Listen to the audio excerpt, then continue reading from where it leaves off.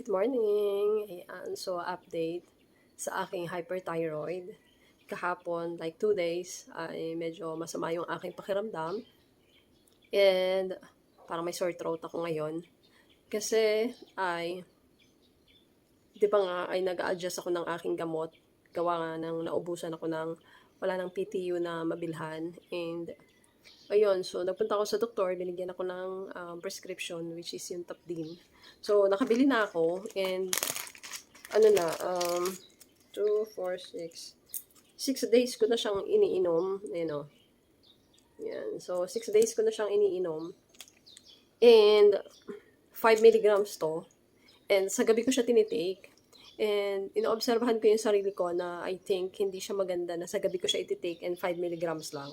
And, kailangan sa umaga din, meron din akong tinitake. Natatakot kaya ginawa ko tong gabi kasi, natatakot kasi ako sa side effect niya na magpantal ako sa araw kung sa araw ko siya iinumin, and mainit kasi, and syempre gising ako noon, so irritable, alam mo yun. So I think mali yata na wala akong iniinom sa umaga. Kaya and pagkakamali ko din, syempre yung mga bawal nakakain ko din, and like nakakain ako ng chocolate ice cream.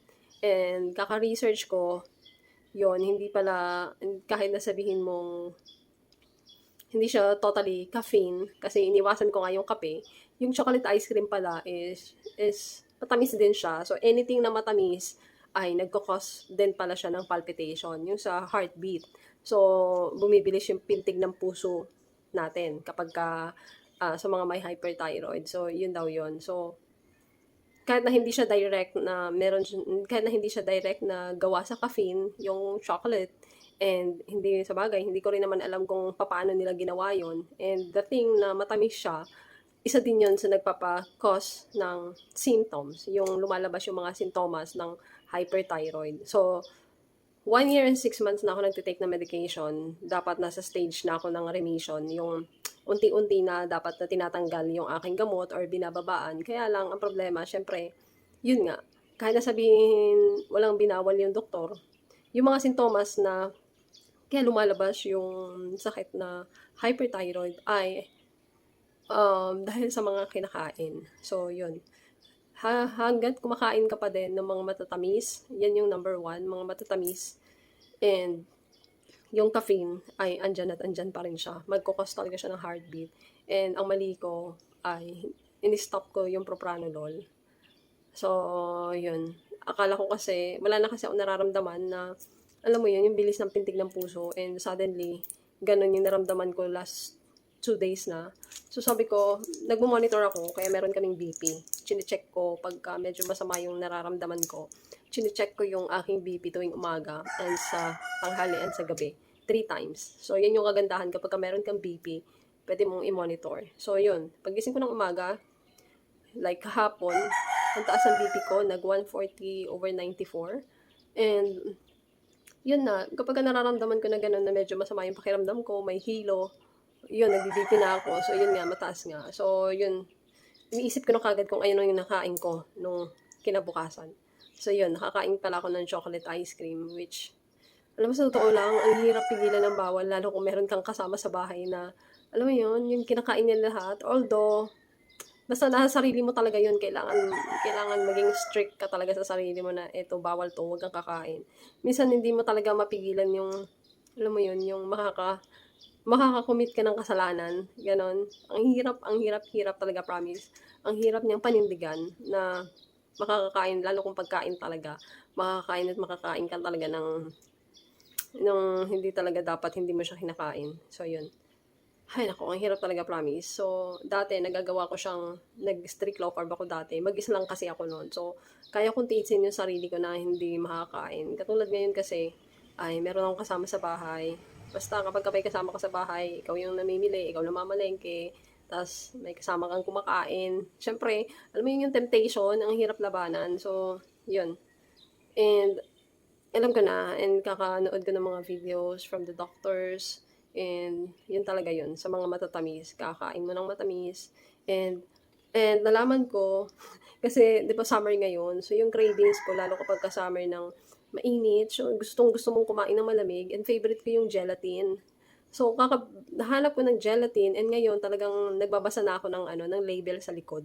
Kasi yung mga pagkain, yung mga ingredients ay nakasulat naman dun kung ano mga ingredients yung ginamit nila. And yun, dun ko nalaman, yung favorite ko pala na gelatin ay gawa pala siya sa ano, sa seaweed. Which is, yung seaweed, bawal na bawal siya sa may hyperthyroid. So, ngayon ko lang yun siya nalaman na dati kasi hindi ako nagbabasa. So, gawa pala siya sa seaweed.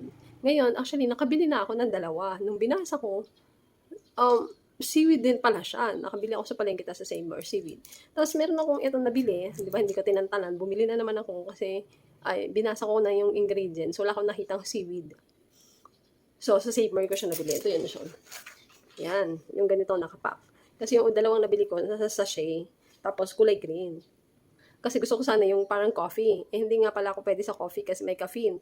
So, yung kulay black, coffee jelly. Tapos lalagyan mo ng yelo, tapos gatas. Di ba, ang sarap nun, lalo kapag summer. Ang sarap nun, malamig. And yun, so hindi ako bumili. Ang binili ko yung pandan. And kaya pala siya green kasi gawa siya sa seaweed. So, doon ko naisip. Pero nakabili pa rin ako. Hindi ko na siya gagamitin. Bibigay ko na lang siya sa nanay ko. Tapos ito, bumili ako nito. Binasa ko yung label. Wala akong nakitang seaweed. Kaya lang, ang problema, gawa siya sa, matamis siya. And yung ingredients niya, syempre, obviously, may sugar.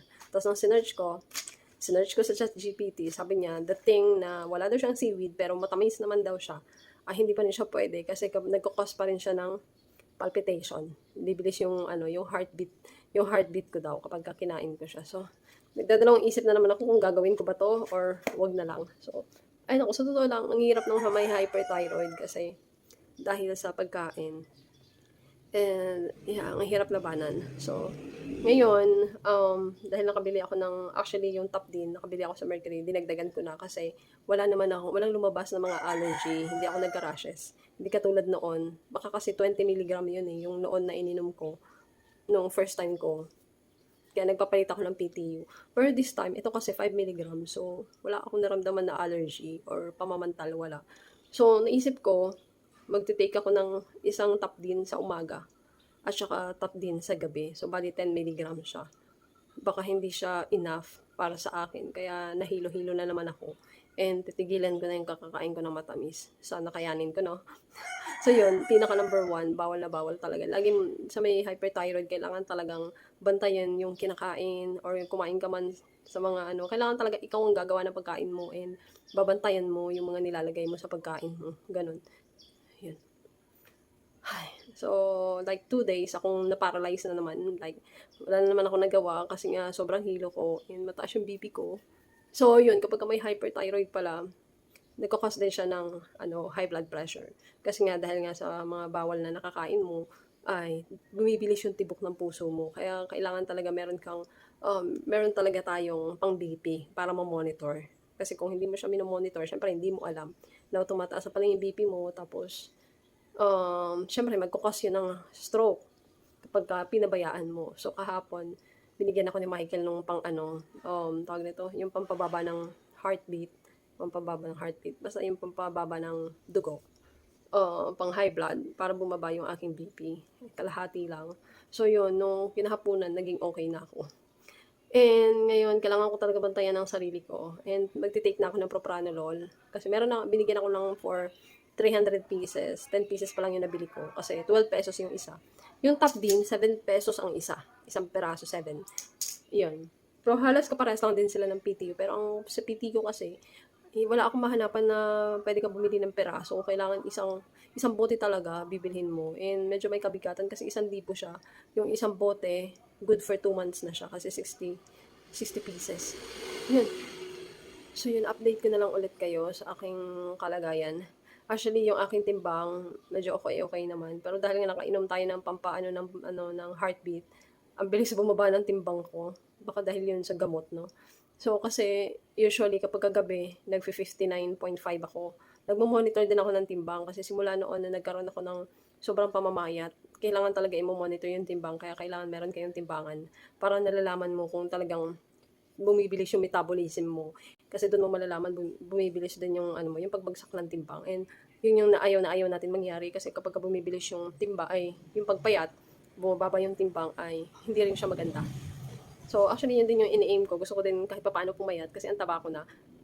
Pagkagising ko, nagtimbang ako. 58 na lang ako, naging 58. So, nag-lose ako ng 1 kg, ganon. Dahil sa gamot na tinake ko nung kagabi at saka nung isang araw. Ay, nako. So, yun. So, kahapon kasi nag-walking kami, like, naka 10 kilometers kami, kasama si Michael. 10 kilometers walking. So, kailangan talaga ay everyday mag-walk at least 10K step, hindi pala 10 kilometer. 10K, 10,000 step, ganon. So, yun talaga. Yan. Update ko na lang ulit kayo. So, yun. Update dito. Hindi ko alam kung lulutuin ko to. So, titiisin ko na lang siguro yung sarili ko. Magtitiis na lang ako sa yelo. Tubig na may yelo para malamig. And ito, ibibigay ko na lang to sa nanay ko ulit. Ay, nako. Talaga naman. Ang hirap. Actually, totoo lang. Alam ko na yung mga pagkain. Lalo kung ganito. Alam ko yung low carb. Mahirap lang talaga siyang panindigan, no? Meron pa pala ako idadagdag yung sa hair fall. Kasi sobrang lala ng paglalagas ng aking buhok ngayon. And manipis na yung aking buhok gawa sa kakalagas-lagas niya araw-araw. Kaya hindi ko na nga to sinashampoo. And hindi ko na siya sinashampoo araw-araw. Like every 2 days na ako nagsha-shower ng buhok. Kasi nga ay sobrang lagas ng aking buhok. And ayun, so yun, kaka-research ko, sinearch ko talaga siya. The reason kaya tayo nag-hair fall sa may mga hyperthyroid is dahil sa meron tayong tinitake na gamot. So, isa siya sa side effect, yung nag-hair loss. So, hanggat kaya niyong gawan ng paraan paano hindi lumala yung hair loss, ay gawin niyo. So, lalo yung nag-hair loss ka na, tapos, puro matatapang na, kaya hindi talaga siya ina-advise na magpapa-hair rebonding, yung mga ganon, yung nagpapa-hair treatment, kasi matatapang na gamot sila, so, naglalagas na yung buhok mo, tapos maggaganon ka pa sa buhok mo. So, lalong baka makalbo. Kaya totoo yung sinabi ng mga doctors na, sinabi yun sa akin ng doctor ko na kasi nga, nag-under medication ka, hyperthyroid, kailangan huwag kang magpapa-hair treatment kasi ay baka makalbo ka. Yun ang sabi niya. So, totoo talaga siya. Kasi nga, isa yun sa dahilan, yung meron kang tinitake na gamot, isa siya sa side effect. Kaya ka naglalagas. So, araw-araw talaga malala yung aking hair loss. So, actually, ang ginagamit ko na shampoo sa buhok ko ay tinigilan ko na yung isa magandang nabili ko, dati yung ginagamit ko. Kaya lang ang problema, mahal kasi siya. Like 1,000 pesos, shampoo and conditioner. So, medyo nabibigatan ako, nahihirapan ako. So, yun, naghanap ako ng hanap, ang dami ko ng trinay, and ang ending, napunta ako sa baby shampoo. Yun, so yun yung tinitake ko na ngayon, like for 3 months na ngayon, yun yung ginagamit ko sa buhok ko. Yung baby shampoo na Johnson & Johnson. Kasi nga, mild siya. Di ba nga, yun yung sinasuggest ng mga doctor na gamitin sa baby kasi nga mild siya. Na talagang pang-baby siya. So, ibig sabihin, kailangan i-baby yung buhok mo. Kasi nga ay, yan ang problema. Hindi niya kayang i-take yung mga matatapang na ingredients. So, yun, so far, napapansin ko ay medyo okay na. Hindi katulad noon na malala talaga na as in feeling ko kinakabahan na ako baka makalbo ko. So, I think unti-unting nag-a-adjust yung aking buhok. So, yun yung ginagamit ko. Yung kulay dilaw na baby shampoo. Para lang malinis yung aking scalp. So, yun. Although, medyo may kamahalan pa din siya, pero okay na din. Pagtitiisan ko. Para lang malinis ko yung aking, dito yung aking ulo. And good thing, wala siyang yung scalp, yung dandruff. Yung, hindi siya madandruff, yung shampoo na yun. Hindi katulad sa iba-ibang mga shampoo na ginagamit natin, nagkukos siya ng dandruff. Ito hindi, walang balakubak. Promise. So, yun. Kasi nga talaga siya, pang baby talaga siya. So, sobrang mild ng mga ingredients niya. Yun.